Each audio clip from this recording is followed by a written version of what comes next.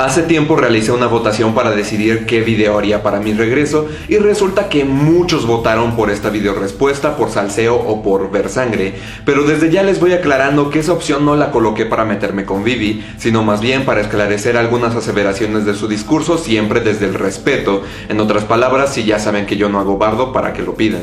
Siéntanse libres de discutir en la caja de comentarios, todas mis fuentes estarán en la descripción y si hay algún dato erróneo, por favor corríjanme. Antes de comenzar quiero que durante todo el video se utilice una sola definición de machismo, la cual se refiere al pensamiento de que el hombre es por naturaleza superior a la mujer. Esto lo digo porque en muchas ocasiones tergiversan su significado para beneficiar algún tipo de discursiva. Ahora sí, vamos a darle. Vivi inicia remontándose a una pequeñísima porción de la historia de Japón, haciendo alusión a las geishas y realizando una falacia de prueba incompleta al solamente seleccionar lo peor de este tema. Una de las formas más famosas de ejercer este machismo era crear hoquillas que compraban a niñas que suponían un problema para sus padres o eran huérfanas para convertirlas en geishas. Primero quiero aclarar que una hoquilla es un albergue que da alojamiento a una maiko o a una geisha mientras dure su contrato, bajo la tutela de una geisha anciana, quien dirige prácticamente todo. Ahora bien, sí es cierto que compraban niñas huérfanas y a otras niñas por distintas razones. La principal, la increíble miseria y hambruna con la que contaban algunos campesinos de la época, por lo que se veían orillados a vender a sus hijas e hijos para subsistir y para intentar darles una mejor vida. Y no estoy justificando el tráfico de personas, solo digo que hay que entender un poco mejor el contexto. Actualmente estas se ven como una moda, una forma de vestir y maquillarse, pero originalmente eran niñas y mujeres que no tenían libertad para absolutamente nada. Eran tratadas como objetos, les obligaban a utilizar maquillajes muy tóxicos para la piel y nunca se les permitía tener una familia propia. La mayoría terminaba con depresión o con otros trastornos psicológicos. No voy a negar que las geishas llegaron a sufrir mucho, pero hay que dar la información completa. Empecemos por los orígenes de estas. Las antecesoras directas son las odoriko, que eran bailarinas, pero si nos remontamos un poco más atrás veremos que las raíces provienen del kabuki odori, que eran bailarinas de teatro ambulante hermosamente ataviadas con kimonos de seda y pesados maquillajes igualmente de dañinos para la piel. Muchos de los que practicaban el kabuki también llegaron a sufrir bastante por el contexto histórico-social en el que se encontraban, incluso cayendo en la prostitución y el maltrato. Pero se me olvidaba mencionar una cosa.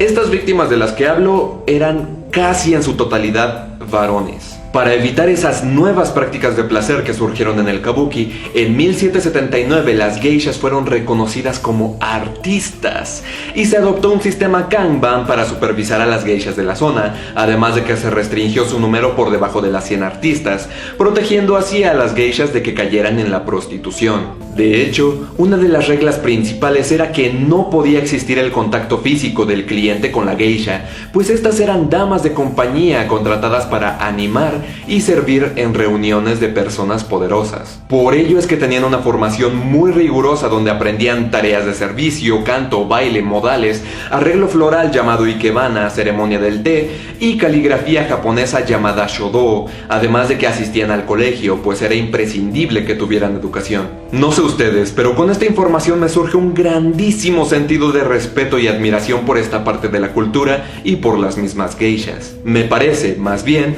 un buen representante de la fortaleza de la mujer, pues a pesar de las dificultades de la época, estas eran personas muy estudiadas y talentosas que cumplían un rol bastante importante en las artes.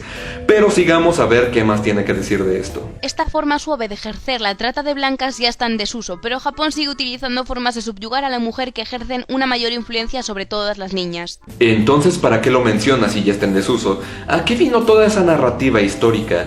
Es decir, si vas a hablar del actual machismo en el anime y vas a hacer alusión a algún punto histórico, mínimo debe poder extrapolarse una época con la otra con respecto al machismo en este caso.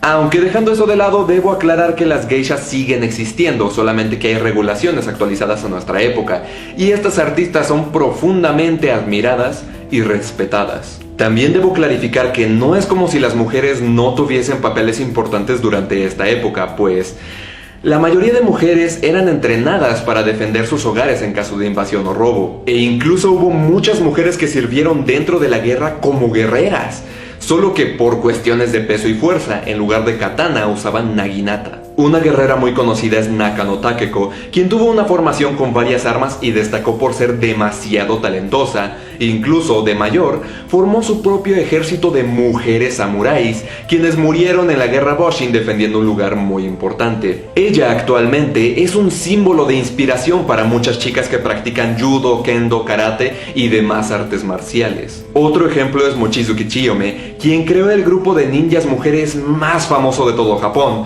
es decir, las Kunoichi, quienes en muchas ocasiones eran más efectivas que los ninjas varones. También es mi deber mencionar, porque soy honesto, que durante esta época sí había casos de desvaloración a las mujeres, pues muchas ceremonias y cuestiones de honor estaban ligadas únicamente a los varones, aunque también existía el caso contrario. Pero el punto que quiero demostrar es que las féminas también tenían roles importantes en muchos ámbitos. Ahora sí continuemos, y disculpen mis divagues, pero es que me encanta la historia de Japón. Intentaré ser más breve para lo que sigue. Pero este país, se mire por donde se mire, no ha dejado de ser machista. Veamos algunos ejemplos. En la mayoría de los casos, cuando una mujer se casa, no solo pierde su apellido, sino que deja de pertenecer a su familia y pasa a ser parte de la familia del esposo, como si pasara a ser de su propiedad. La Suprema Corte de Japón exige que una pareja, al casarse, uno de los dos pierda su apellido para adoptar el de su pareja, y se realiza para llevar un registro familiar llamado Koseki, el cual sigue el rastro de nacimientos, matrimonios, muertes, convicciones criminales, etc. Y se lleva practicando desde hace más de un milenio. Pero el caso es que la pareja decide quién adopta el apellido de quién. No es obligatorio que la mujer lo haga, aunque sí es mayoría. Y, siguiendo su lógica, los hombres que adoptan el apellido de su esposa también pasan a ser de su propiedad. ¿Cuál es la diferencia? Y no sé si se hayan dado cuenta, pero en las casas japonesas suelen tener una placa con el apellido familiar en la entrada, lo que facilita muchísimo el reconocimiento de personas y localidades. Lo único que arreglaría esto es que usen un sistema de doble apellido, pero seguramente después de esto saltarían diciendo que como el apellido paterno viene primero que el materno, es un acto de machismo y opresión o algo por el estilo. Muchas veces es más caótico llevar dos apellidos, y más incluso si tienes también dos nombres. Lo digo porque soy de México y sé que muchos no querrán un nombre así de largo para todos sus papeles. Únicamente un varón puede ser el heredero de la corona. Sí, no se acepta que una niña pueda optar a ser emperatriz más que cuando es esposa de uno. Es decir, ninguna de las hijas de los príncipes tiene esta posibilidad. Aquí solo quiero aclarar para quienes no conozcan muy bien el sistema político japonés. Japón se rige por una monarquía constitucional, es decir, el rey y la reina tienen más bien un carácter simbólico, caracterizado por tener un papel de moderador en los conflictos políticos del gobierno, y quienes verdaderamente fungen en asuntos gubernamentales son el parlamento y el primer ministro o primera ministra,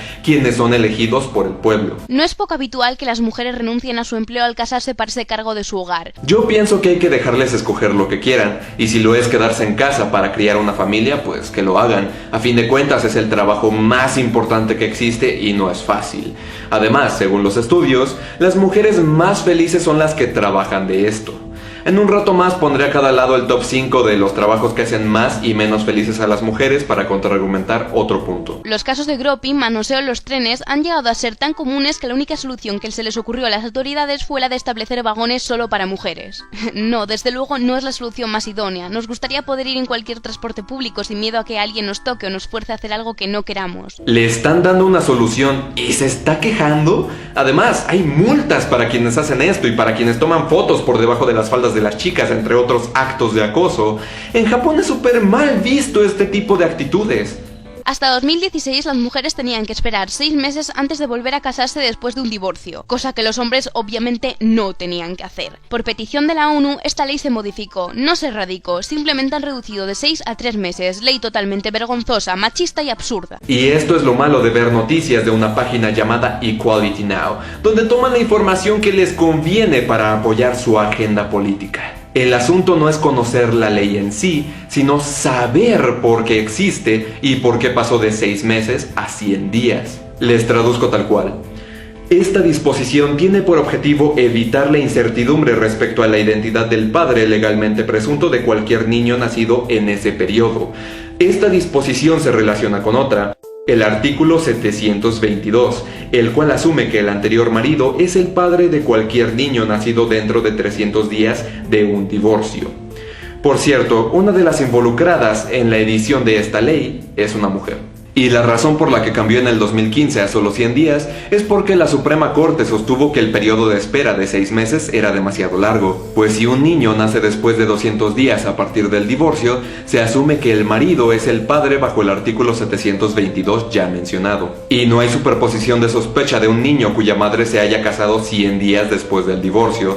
Hay otros países con normativas similares, de hecho. Además de que, ¿por qué alguien querría casarse tan pronto después de su divorcio? No creo que sea algo tan importante por lo que se deba luchar, aunque habrá casos particulares. La brecha salarial entre hombres y mujeres en Japón es totalmente horrorosa. Es el país con mayor desigualdad del G7 y por debajo de la mitad del ranking en Asia. En este informe que os dejo aquí están separados en 4 áreas: índice de participación en la política, oportunidades y participación en la actividad económica, acceso a la enseñanza, salud y supervivencia. Además de señalar el nivel de igualdad de género con un dato numérico. Inició hablando de brecha salarial y todo lo que mencionó y lo que dice el artículo son brecha de género. Son diferentes. Primero, la brecha salarial es uno de los mitos más grandes del feminismo, pues sus cálculos no revelan una injusticia salarial de género porque no toman en cuenta la ocupación, la posición, la educación o las horas trabajadas por semana. Segundo, promover la idea de que una paridad estadística entre sexos en el ámbito profesional es sinónimo de justicia y bienestar no siempre está en lo correcto, pues normalmente está más relacionado con la personalidad y psique del sujeto, donde las mujeres suelen ser más expresivas emocionalmente y evitan el riesgo, mientras que los hombres son más competitivos y estoicos en la toma de riesgo. Las investigaciones, además, encontraron que la diferencia de personalidades entre hombres y mujeres es mayor y más notoria en las sociedades más prósperas y avanzadas en la industria. Para más información les dejo 2 videos de Christina Hoff Sommers. Al primero le pueden poner subtítulos en español y habla sobre la supuesta brecha salarial, mientras que el segundo solo tiene subtítulos en inglés y habla sobre la brecha de género. Son muy buenos y bien fundamentados, véanlos. ¿Sabéis que el machismo está hasta en el propio idioma? Veamos, por ejemplo, cómo se descomponen las palabras esposo y esposa en función de sus kanjis y radicales. He estudiado japonés durante 4 años y me he dado cuenta de que algunos kanjis efectivamente representan una realidad, ya sea la de la época en la que vivían cuando se creó dicho ideograma, o bien una que hasta la actualidad es útil, como la del sol o río. Pero hay muchos otros kanjis que han sufrido bastantes cambios desde su creación y otros que sinceramente parecen no tener relación alguna con su significado. A lo que quiero llegar es que si analizamos un conjunto de kanjis con los radicales de hombre y mujer de manera quisquillosa, podemos hacer la narrativa que queramos. Les daré algunos ejemplos de manera imparcial, pero primero aclaremos estos caracteres que muestra y tengamos en cuenta que la escritura japonesa proviene de China y fue llevada a Japón por medio de Corea en el siglo IV, para situarnos mejor en el contexto histórico. Shujin y Kanai. Durante mucho tiempo, tanto en Japón como en China y muchas otras partes del mundo, efectivamente el hombre era la cabeza de la familia y la mujer se dedicaba más bien al hogar. ¿Qué tiene de malo que se represente la realidad de aquella época? Incluso en la actualidad es así en Japón, aunque cada vez más mujeres tienen aspiraciones profesionales más elevadas, lo que es una de las causas por la que su tasa de natalidad sea tan baja actualmente. Sobre Tsuma, no sé de dónde rayos sacó que el radical de arriba significa escoba. Yo encontré que es bolígrafo y no encuentro la relación directa de lapicero con mujer, aunque puedas tergiversarlo y decir que las mujeres son secretarias o algo. Ahora sí vamos a ser quisquillosos con los kanjis y crearé alguna narrativa que se me ocurra al momento. Empecemos con los que llevan el radical de mujer. Este carácter significa necesitar. Seguro se refiere a que todos los hombres necesitamos de una mujer para hacer algo, o que la mujer es una necesitada. Este otro es barato o tranquilo. ¿Insinúan que las mujeres son sumisas o prostitutas? Este es confiar. ¿Los hombres no son de fiar o por qué solo tiene el carácter de mujer? ¿Y quién no ha escuchado tsuki en los animes? ¿A que muchos no sabían que lleva el radical de mujer y de niño? ¿Que los hombres no pueden amar a sus hijos? ¿Solo las mujeres? Este significa comenzar y lleva los radicales de mujer, yo y boca. No sé qué relación tendrá, pero seguro es algo misógino de alguna forma. Estos le van a encantar a Vivi. El primero es una mujer con 2 hombres al lado y significa molestar, porque sí, todos los hombres somos unos acosadores. Y si es al revés, significa fiesta o ligar. Los hombres somos unos acosadores y unos zorros. Y como los hombres somos unos salvajes, este significa prisionero o apresar. Vamos, que en cualquier idioma puedes irte a las etimologías y encontrarás de una forma u otra alguna narrativa específica, porque eso es específicamente lo que se busca. Es un sesgo cognitivo de confirmación. Ahora vamos con la parte animanga. ¡Por fin!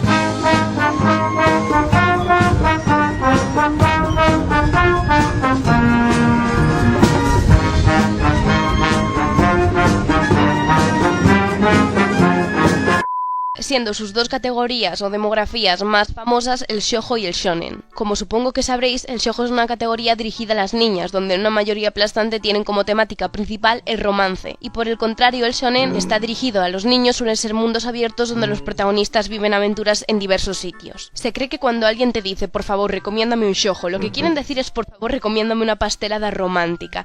¿Por qué esto se ve así? Volvemos a lo mismo, la sociedad y la industria son muy machistas y empiezan a trazar un camino para las niñas lleno de sentimentalismo. Stop it. Get some help. Primero hay que mencionar que hombres y mujeres son diferentes en cuantiosos niveles. Eso incluye la personalidad y la psique, y por tanto gustos. Incluso en los videojuegos los hombres prefieren la acción, la estrategia y el rol, mientras que las mujeres gustan más de géneros relacionados a lo social, los puzzles, la música y danza y la simulación. Ni siquiera debería estar explicando esto, es biología, psicología y cultura, pero ya que estamos, hablemos un poco sobre la historia del manga shoujo. Les va a gustar. Este género comenzó a aparecer en las revistas por ahí de 1910 y su característica fundamental era el humor sofisticado en la vasta mayoría de estas revistas para mujeres. Luego tuvo varias transformaciones, una de ellas incluye a Tezuka, pero a inicios de los 60s, tanto las heroínas como los lectores eran preadolescentes de manera casi invariable. Sin embargo, al pasar unos pocos años, la edad media de los lectores aumentó.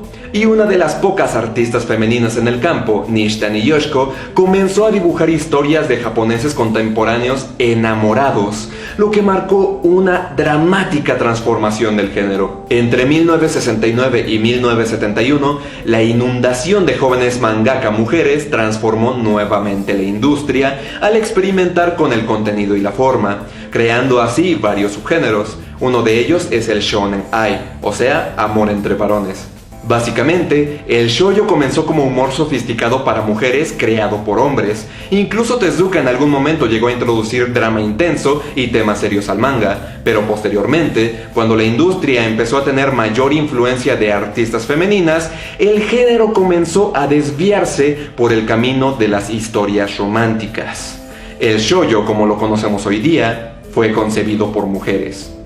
Sumisión hacia los hombres, romance heterosexual, porque claro, no podemos adoctrinar a los niños educándoles en la diversidad sexual. ¿Para qué? Es mucho mejor que crezcan con prejuicios y en muchos casos reprimiéndose a sí mismos, claro que sí. Existe el yaoi y el yuri y lo perciben como algo normal dentro del entretenimiento. No sé a qué quiere llegar. Como decía, meten en la cabeza a las niñas que es crucial que se enamoren, formen una familia, cuiden a su hombre y le hagan caso en todo. No sé ni siquiera cómo llegó a todo eso. A lo mucho veo más en este tipo de series que terminan estando en una relación y ya está. Además de que la mayoría de shoujos normaliza los celos y la posesividad como demostración de amor. Y bueno, en general intenta hacer bonito el tóxico amor romántico. Al proyectar adolescentes es muy común que existan los celos. Y de hecho a muchas mujeres les gusta que su pareja sienta un poco de celos, mientras no caiga en lo enfermo.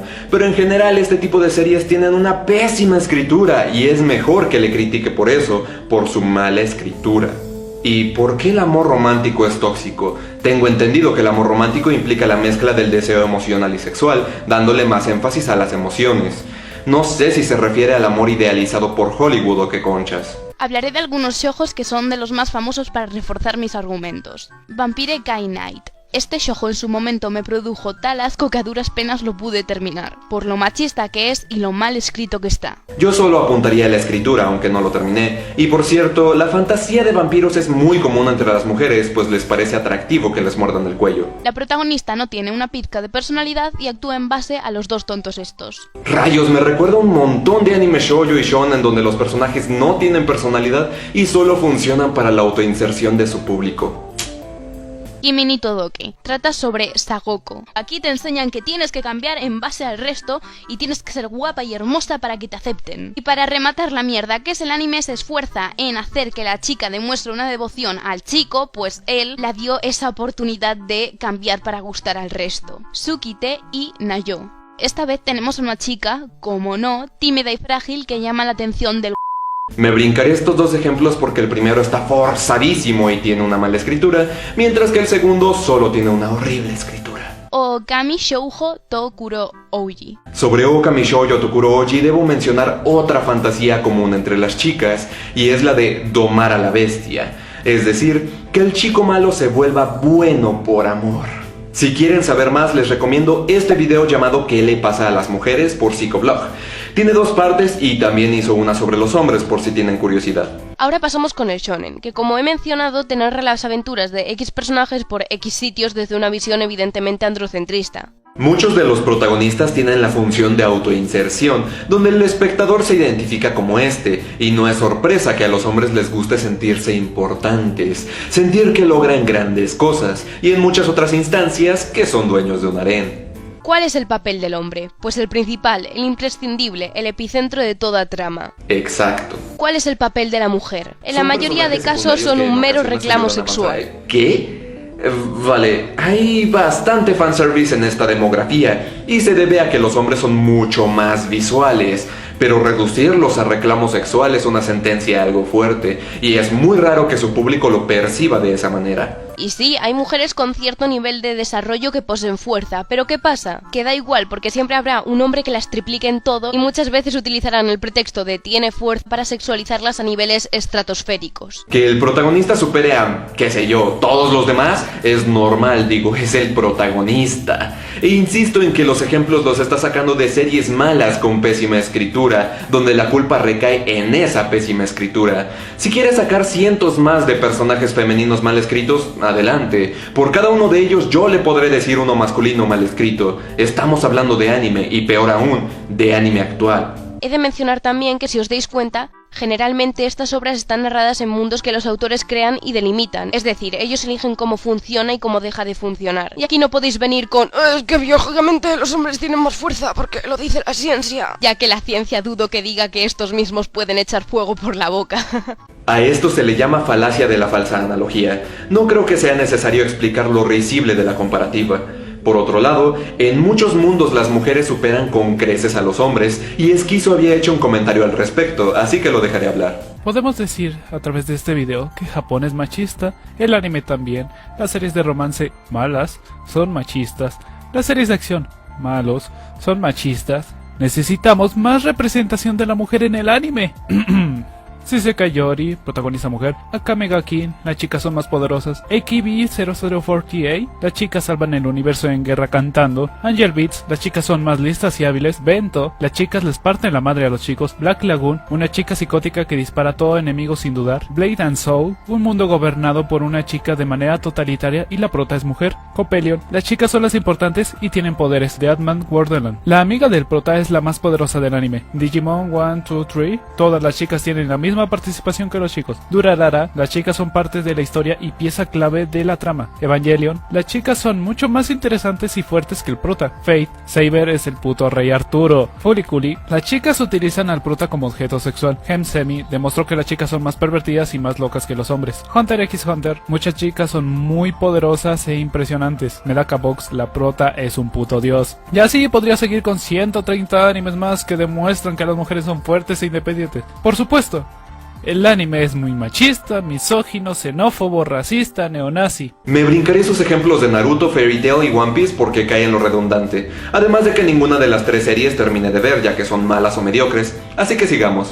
Para terminar, me parece importante mencionar cómo las obras con argumentos simples están dedicados a las chicas, mientras que las tramas elaboradas y los personajes complejos se dedican a los chicos. Insisto en el asunto de los distintos gustos, pues la mayoría de seinen tienen alto nivel de violencia, gore y en algunos casos escenas sexuales, hasta ahí dice, lo que no suele gustar a muchas mujeres, mientras que el yosei abarca asuntos emocionales, que es más fácil de gustar para las féminas. Además de que Nana y Sakamichi no Apollo no están mal. Como habréis comprobado, Japón y la industria del anime y manga son muy machistas. No, lo único que vi es manipulación de la información a beneficio de una agenda, varios tipos de falacias y sesgos cognitivos. El video dura mucho a causa de toda la información que omitió, ya que tuve que explicar algunas cosas que son demasiado lógicas, aunque yo también me dispersé un poco. Poco a poco iremos avanzando y uno de los factores claves para conseguirlo es la visibilización del problema. Así que con este granito de arena contribuiré a la lucha por nuestros derechos. Coincido en que el primer paso es visibilizar el problema, pero con esto no está haciendo más que poner una cortina, apuntando a que la industria es mala porque es machista, cuando en realidad es una cuestión meramente corporativa de producción en masa, donde el problema recae en los comités de producción que explotan a sus empleados y les importa una nalga la calidad de las obras, pues su público es cada vez más mediocre en cuanto a sus gustos en el entretenimiento, donde cualquier tipo de escapismo en cualquier serie pedorra es bienvenido. Hay tantas cosas por las que la industria de la animación japonesa está en un estado deplorable, pero no recae en que tengan propaganda que incite a su público a tener una ideología donde el hombre es superior a la mujer, ni mucho menos. Solo busca satisfacer la demanda de un público podrido.